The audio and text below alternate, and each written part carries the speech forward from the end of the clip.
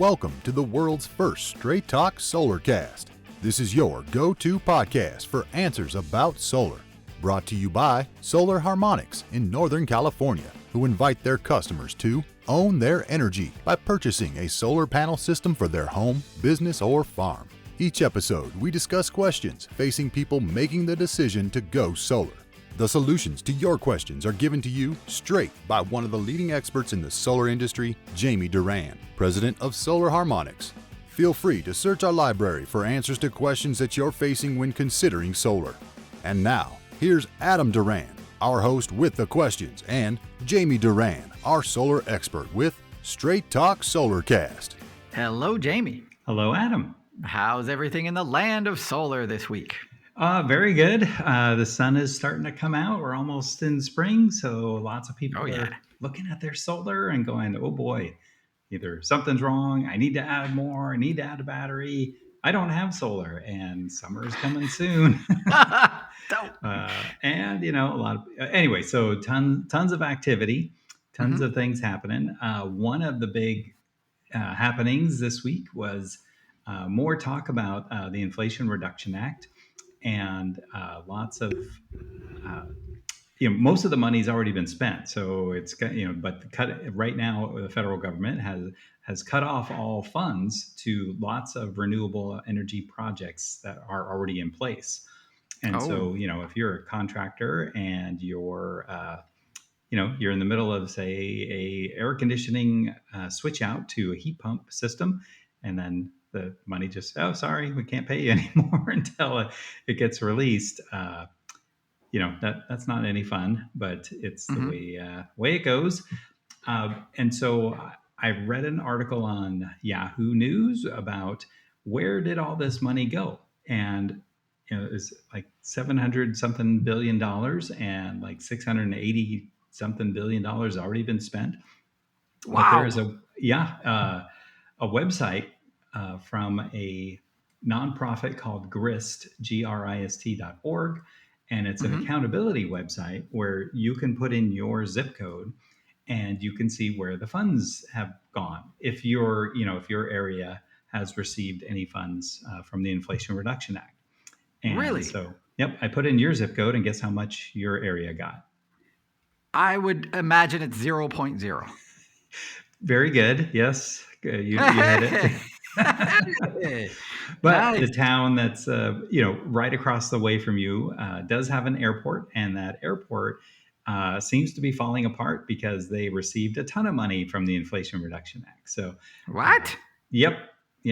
So it is. You can put in your zip code. Well, I'll put the website on there. But I wanted to look at other projects that were maybe in the red states, because this is what really everyone thinks is going to be saving the the Inflation Reduction Act. Okay. And so I put in, Arkansas. What's the zip code in Arkansas? And there's a lot of projects in Arkansas. There's projects that, for example, a Department of Energy Fossil Energy and Carbon Management. So it is a commercial direct air capture technology prize competition, and they received $50,000 if you wanted to. I don't know anything about it, but that is, that came from the Inflation Reduction Act.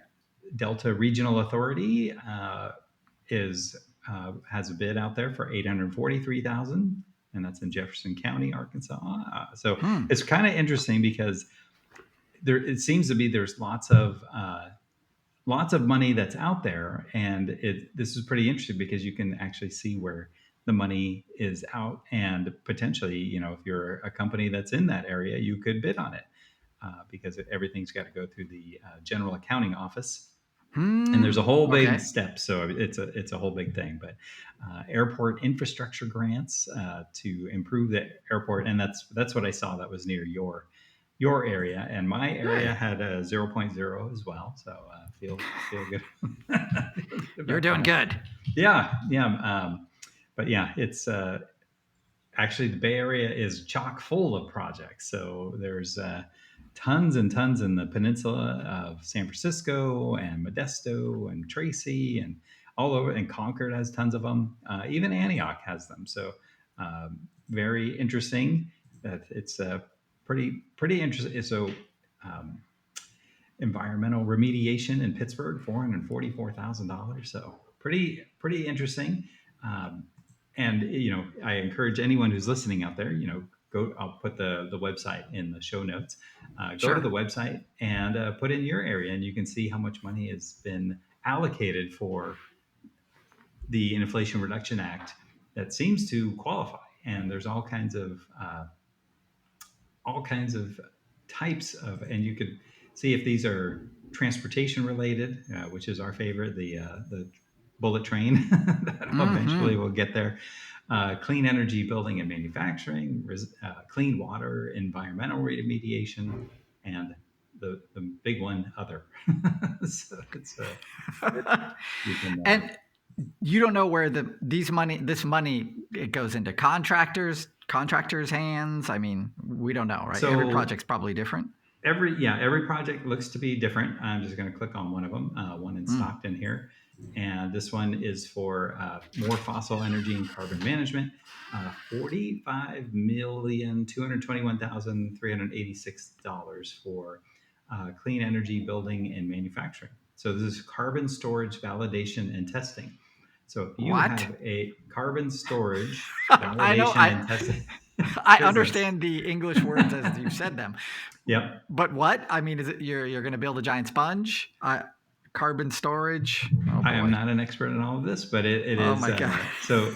Part of it is Delta. So Delta Legacy Farms, they received.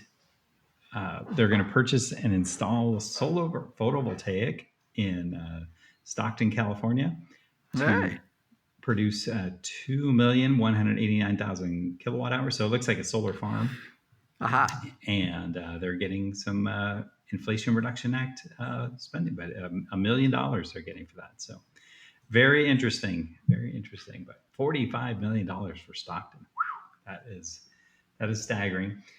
Within 50 miles of our zip code, uh, so basically the Bay Area, San Mm-hmm. Francisco, California, has earmarked and the bipartisan funding law. So both sides.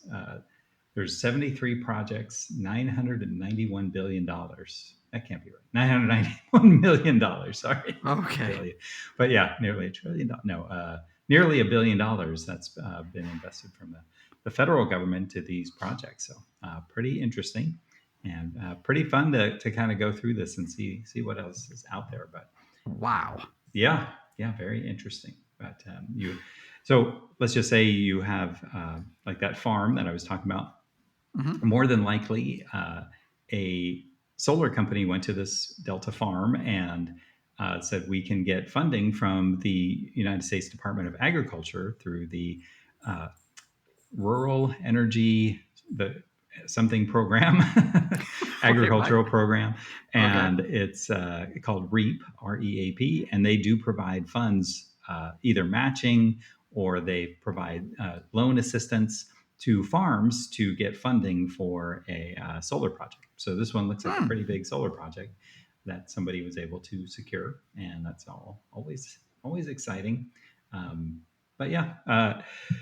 So the point of all this is Thank that you. Yeah. most of this money is already spent, so it's going to be really difficult for the federal government to claw back. But we'll see how things go. It's always an adventure, and there's a lot of money that's been allocated for this, and a lot of money. And in other states, a lot more has gone to those states. Uh, Mm-hmm. Looks like the Bears received about one divided by 786 billion. So not a huge percentage, but in other states, uh, Mm-hmm. there's a lot of money out there, and those residents, presumably a lot of that money is going to local contractors and local businesses to help provide those services. And that would be a lot of pretty upset people if that funding was taken away. So I think it's going to continue, and I don't think anything's going to happen to especially with the federal tax credit on solar, because that's not even direct money that the government is giving. Unlike the fossil fuel subsidies that are all direct.